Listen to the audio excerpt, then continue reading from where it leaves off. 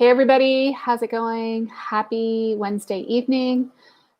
Welcome. I'm Haley Gray. I am a digital marketing expert. I have got Charlene Bosworth here. We are talking about sales tonight and the fear of sales. And more importantly, how terrified so many business owners are of the entire sales process in business and how they run the other way and just like totally terrified of even striking up conversations with people they don't know. Yeah, no, it's kind of like the obvious when you start a business, especially if you're transitioning from a career to a business. Sales is going to be part of the formula of your success. It's a Goliath that you're going to just deal with. It's just part of what you are. And so tonight we want to really deep dive into, what is it about starting a conversation that you're afraid of? What is it about sales that, you cringe? And some people tell me I vomit. I just can't deal with sales. And that whole struggle is so real for so many people. Oh, it's terrifying. And, the thing I tell people all the time, and I heard you say a variant of it this afternoon, is that if you're not making sales in your business, you have a really expensive hobby. Yeah, it's not a business, guys. If you don't have sales, it is just a fairy idea. It's just something that you're hoping that's going to produce you. I mean, I don't know why you would do something ongoing for free if, you're worried about your mortgage and you're worried about gas in the car, or you're worried about, what you're going to do. I mean, But I just Charlene, don't I'm in know. all these Facebook groups and I feel like I'm chatting with everybody and I'm scrolling and nobody's buying from me. Then it's not the people. I mean, the common denominator of why sales doesn't work, we have to take 100% accountability. We have to know why we aren't selling. So what is selling to you? At the core, selling is not really selling, it's serving. And if you are a master at your skill and your product or service, then you have mastered the art of serving. Yeah. Selling is helping. I just don't know if people are disconnected from that thought or that idea, or they forget why they started is because they wanted to help someone. Right. Well, and sales at the end of the day is the exchange of money for a good or service. Yep. And the value of the impact you're making with your solution to the problem that your customer has. And I used this example earlier today. If you're in pain, you're going to pay whatever X amount of dollars it is to get the relief you want, whether it's a neck, back, foot, headache. I mean, people pay $30, $50, $60 just for an adjustment because they want the relief. Mm-hmm. And they'll come back 3 times a minutes. week. Right. And that's 15 minutes each adjustment. And I'm thinking, if that's not the most simplest way to understand how you serve someone to solve a problem that makes a sale, it's not that hard, Haley. I think a lot of us complicate sales because we think it's more than what it really is. So I want to challenge y'all who are watching us, because I see a few of y'all popping on and off tonight. And I know that we're broadcasting into a number of groups. So if you're on the live, give us a hashtag live. If you're on the replay, give us a hashtag replay. Tell us what problem you solve for your clients or your customers. What problem do you solve for your clients or customers? And I'm going to create a little pop-up thing. Here we go. We're going to see it pop up on the StreamYard. We're going to see it there.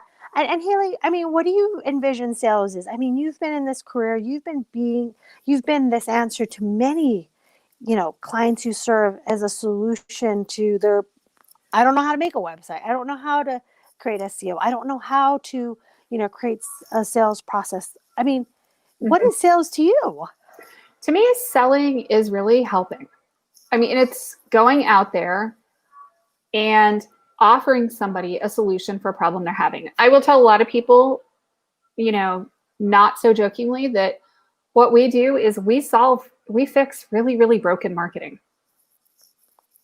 broken websites, websites that have broken links, pages that are missing, all the stuff. If it's not working, that's what we're here for. Exactly. We had a client on board and, she said, I hired this person to do this. I hired that person to do that. And they got me nothing. And I said, you've got to take 100% accountability. Mm-hmm. You hired them. You brought them on. You did not give them direction. So you didn't know how to use their skills to solve your problem. Mm-hmm. Well, and I see a lot of times people throw money at the Facebook ads, the Google ads.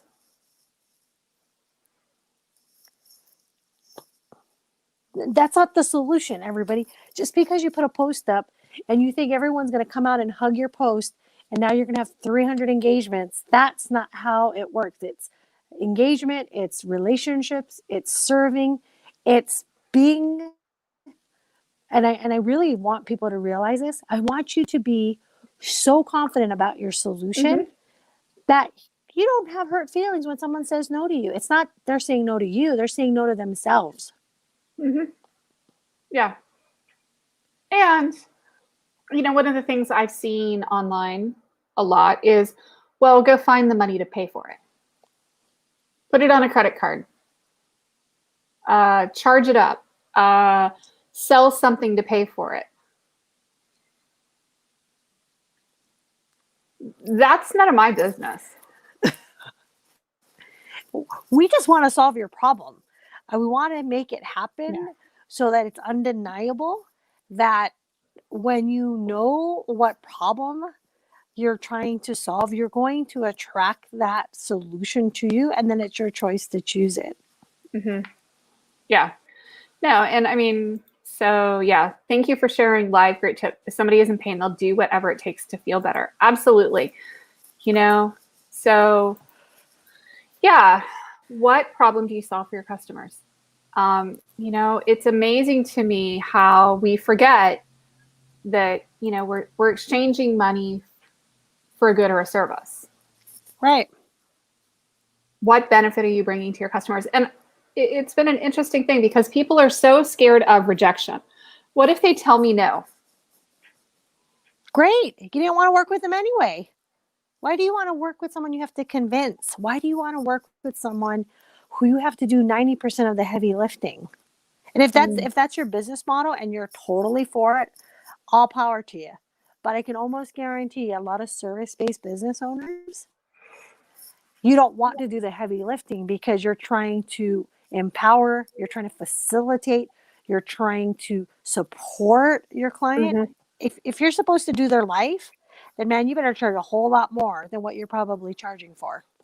Yeah, I've learned that if I have to chase a client overly, it's a bad move. I've done it. Bad idea.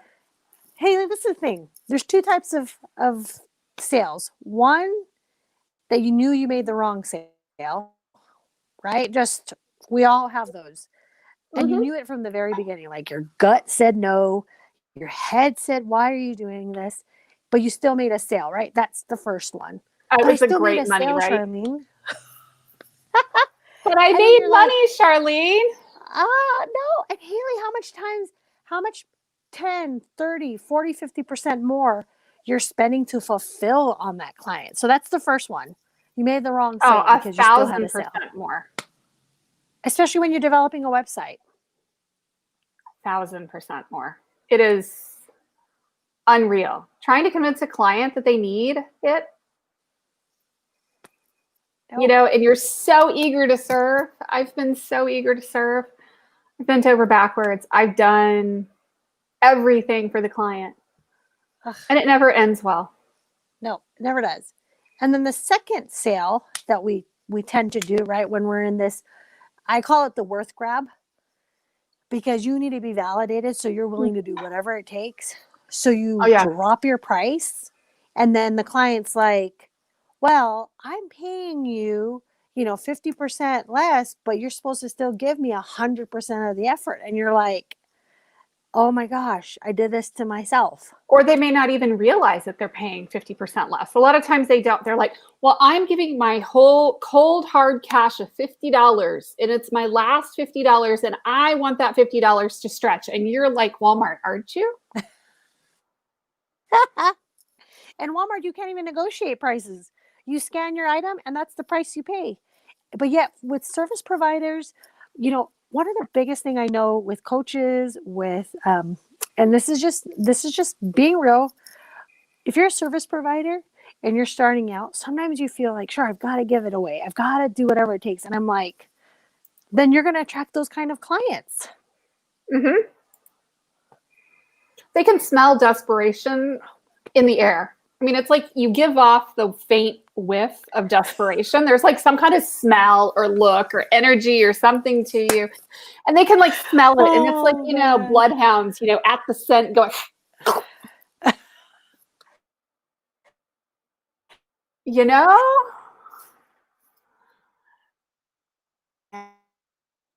And then we break up a little bit.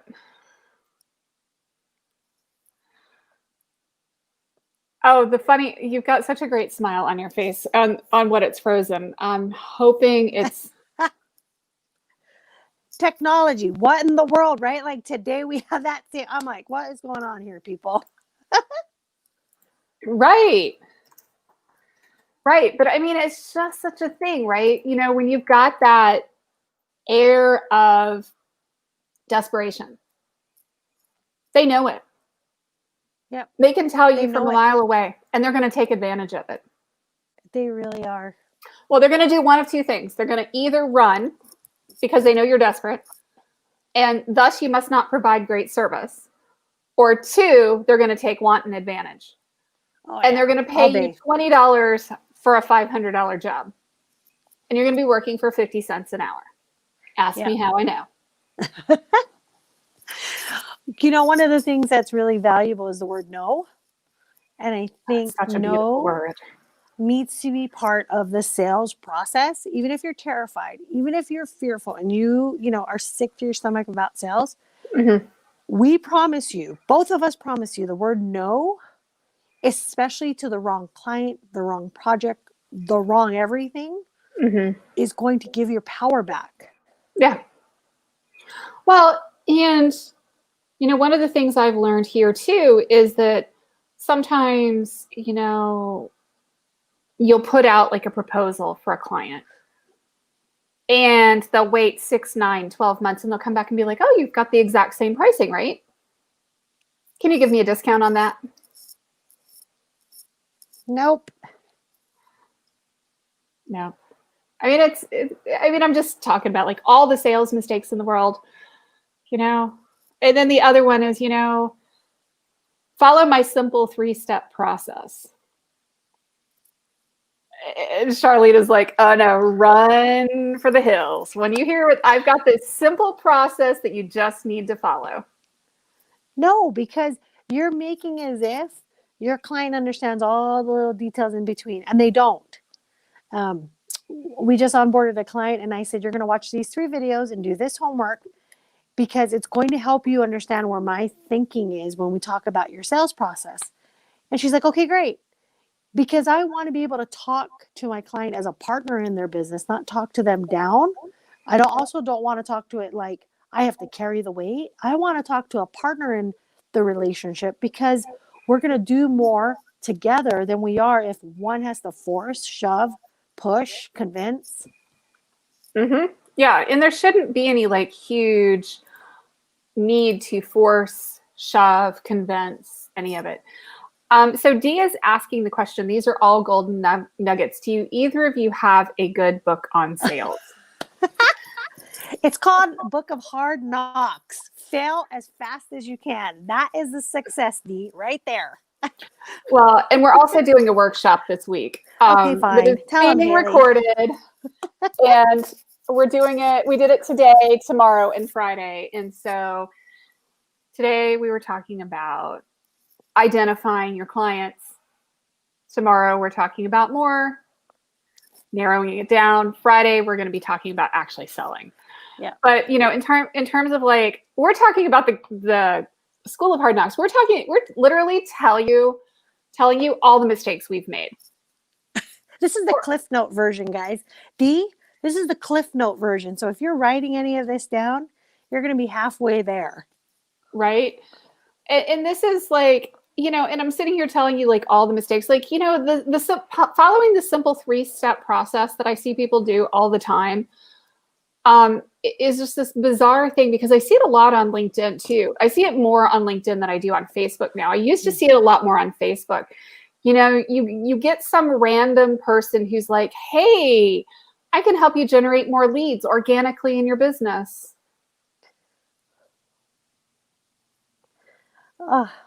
And Haley, this is painful, because I think for you and I, as we started off tonight's live, we really wanted people to focus on serving and helping. Mm-hmm. And that, Dee, if there's anything we can both tell you together, is that if you come from a place of serving and help and sincerity to really help someone solve their problem, it no longer becomes a sale. It becomes about helping them, and you get what you need because you're helping them get what they need.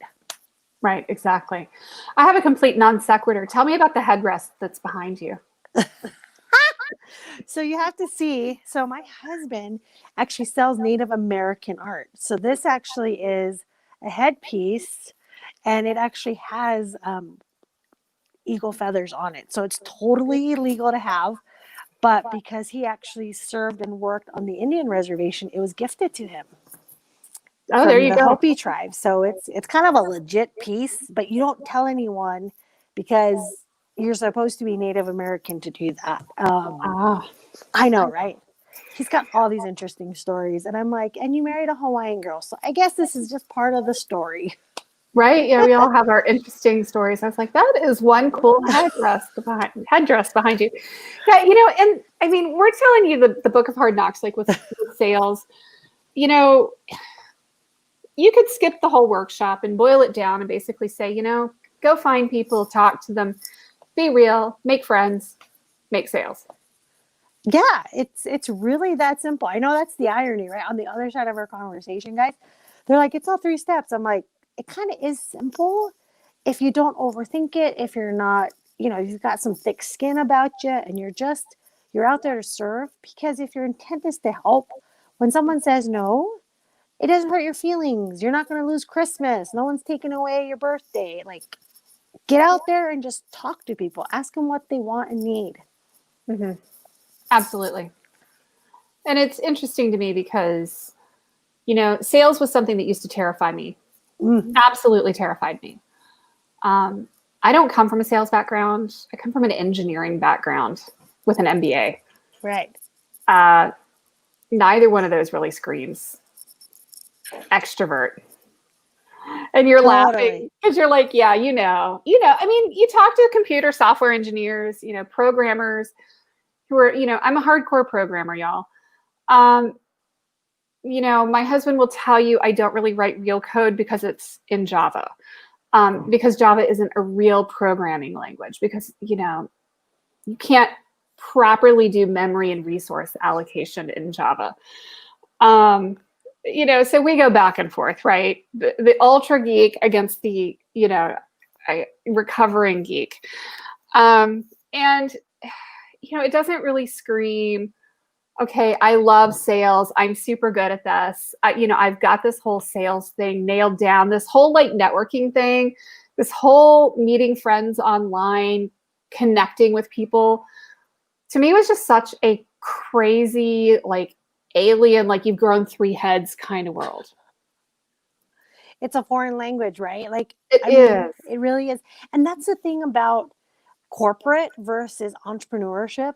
And, we've come from the corporate into entrepreneurship, and you appreciate entrepreneurship more because you've had a corporate experience with it. Mm-hmm. And so that's why I really have never, ever knocked anyone who's like, I'm leaving my career and I'm becoming an entrepreneur, because you actually are better suited for entrepreneurship when you can see the contrast of how the structure and I consider corporate an actual great foundation to build and launch from, because you're able to understand systems and operations. You're able to understand processes and big businesses built on the power of leverage. Mm-hmm. Yeah. And honestly, big businesses don't grow without systems, operations, and process in place. Right. You know, it's easy to fly by the seat of your pants, but when you're planning, releases 2 and 3 years out, you start to learn the value of having systems and processes in place. Or, in my case, you have the idiot in the office next door who compiled code, checked it into the source tree, and went on vacation, and you're left to fix it. That's funny because people are like, so Char, what's this black belt Lean Six Sigma? Hey, Mary, how are you? Hey, Mary. And only the people in corporate America understand the value of that. When you try to explain that to an entrepreneur who knows nothing about corporate, it's really hard because they don't understand that to scale your business, even in entrepreneurship, you need a system and a process, and you need operations background to do that. Mm-hmm. Absolutely. And yes, entrepreneurship allows you to be creative, step out of your comfort zone, grow in confidence. Absolutely. Yeah. And, and it's this interesting thing that, not everything in corporate is evil. No. It's great to have a job in corporate. I think it was a great start in my career. And for you too, Haley, it was a great Absolutely. start. I learned a lot. I wouldn't be where I am now without that start in corporate. The start in corporate with the MBA, just the skill alone with websites and, all the bits and pieces and parts of what we do, very necessary. And the operations and the processes. My business is nothing but operations and processes at the end of the day, and hiring people who value that even more than I do. Because it's a support, right? The infrastructure has to be built in order for it to support growth. Mm-hmm. It survived COVID. Like, a lot of people don't understand, some of the secret successes of surviving COVID was having processes and systems in place. Mm-hmm. Just because, the rest of the world shut down, your business doesn't need to, because you're able to support and be flexible enough so that you can adapt. Absolutely. And thank you, Mary. Yeah. And I mean, in learning how to have a process and a system to your sales. Yep. Totally. And I think so many times we're scared to have a system and a process to our sales and a flow and onboarding and all of the stuff. And this is even stuff we're not really totally talking about in the workshop, but that whole infrastructure that goes around your sales is huge. Right. And our goal on the workshop is just people to start talking about sales, increase some cash flow so that they can make the next decision on sales funnels, CRMs, website development. Like, our goal, and I say this a lot, in some of my posting, is I just focus on cash flow. I just want you to make some money. Let's get some money coming in, and then we can do something. Stop worrying about all the things you want to do. Stop building the website. Yes. Stop building the funnel. No, you need something to sell and a way to collect money. I mean, get a Venmo. I mean, I don't care what you have to do. Just get PayPal, Stripe, Square, Wave apps. They all allow you to send free invoices. Just make some money. And I think that's really where we're trying to make this simple. And, Haley and I, we have a great time when we get together because we're just kind of matter of the fact. We're just kind of we hit the target. We don't have a lot of fluff. We just want you guys to make sales. Whatever that ill feeling in your stomach is, and whatever that mindset you have that your whole world's going to be crushed because someone told you no, we want to kind of dispel that during this session tonight, because we just know, get a sale and then repeat it and then continue to do it over and over again, because that's really application of learning. Yeah. So we're getting some good comments over on my personal wall that are not showing up fully on StreamYard, of course, right? So I have to go stalking all the feeds. And Meg says, my favorite quote ever, do unto me as you would do unto Walmart. Meaning, don't assume that because I'm a small business that I'm desperate for your business. People don't haggle with Walmart. They just pay the price. There you go, Meg. I love that. Oh my gosh, so true. And Marilyn Sleepman says, no does not mean never. Absolutely. Right. Yeah. And Marilyn says, my weakness was the processes. Ugh. Still is. Yeah, that's part of the problem. And ladies, this is the thing. Don't spend time on someone that's saying no to you because you're not going to convince them. Let them come to you and make that decision because, but Charlene, I know oh my gosh, are you going to spend $100 on no's instead of $100 on all the yeses you could have? Like put some perspective into that. Yeah. We are great chemistry. We're kind of I a little love too that. real. We should be a little bit more fluff, but we don't have fluff.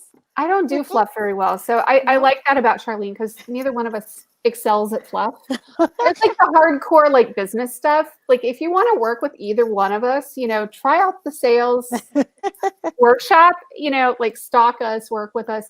Because we're gonna be like totally real. Like get it done now. Get some money coming in the door because oh my gosh. I know we had this project. I literally at 5:30 this morning, Utah time, and they were like, Char, I just signed an agreement to publish a book. And I said, oh, okay, so what's your sales plan? I don't know. I'm like, oh, so you're going to have 100 books on your desk, not sold yet by the time, you come around back to me? He goes, nope.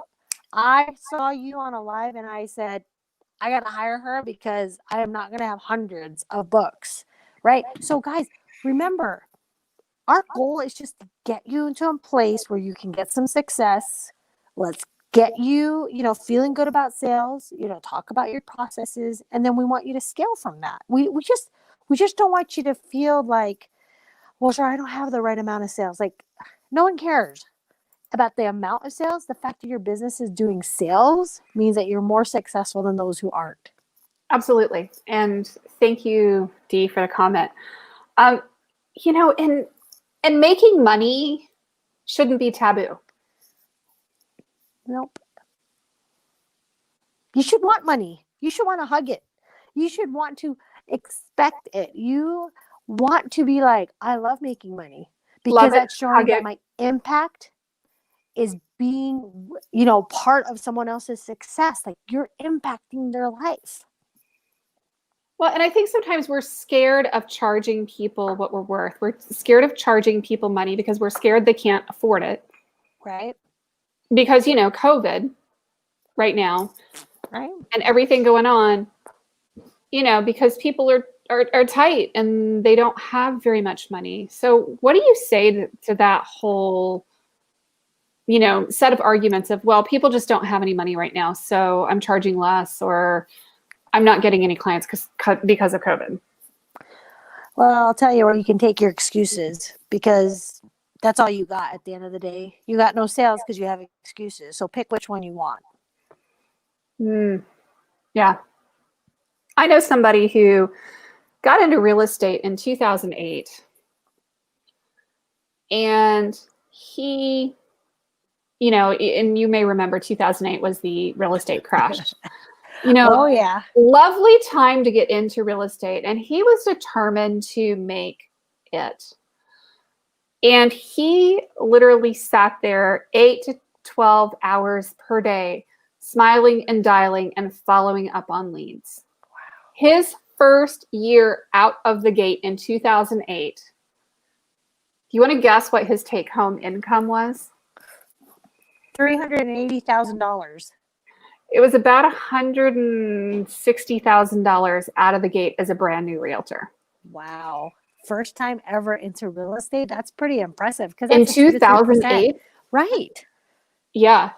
Where you're making, less than 2% commission on the homes that you're selling. Wow. So if you think about the sheer number of homes he sold in a real estate market that was absolutely crappy, it's just incredibly inspirational to me. And I hear this all the time of, well, I can't do sales right now because nobody has any money. And I'm like, when COVID hit, the money didn't just exactly like evaporate all out of the economy. People are just prioritizing their choices a little differently.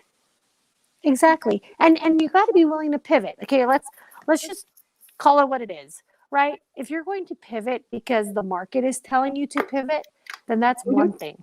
But if you're pivoting because no one is buying your product, then you're not selling to the right person. You probably aren't very successful in figuring out who your customer is. So those are two different distinctions, guys. One, selling because the market is telling you to, or the fact that you're not making sales. Two different issues in your business. Absolutely. Yeah. And we can fix the why you're not making sales this week. Yeah. I mean, this workshop, guys, you get a workbook. You get to be with us. You get to be with other entrepreneurs who aren't afraid to ask hard questions about why isn't this working in my business? We don't want you to know it all, because if we were like that, we would not be where we are today. No. And this is probably the best part of our discussion. Like even today when we were there with everyone, they were able to take something and actually execute it immediately. They didn't have to wait 6 weeks. They didn't have to overthink it. We just told them, okay, go now and go do something with everything we taught you today, because tomorrow we're going to call you out on it and make sure you're executing, because we want you to change your business. We want you to make money. Yeah. Making money now. I don't know how come that's hard, Haley. Can you tell me why? Like, enlighten me, because I am really confused of why people don't want to talk about money and make money. Well, I mean, we've got to fix the website, and I've got to get all my packages together, and I've got to build all the things in order to start selling, Char.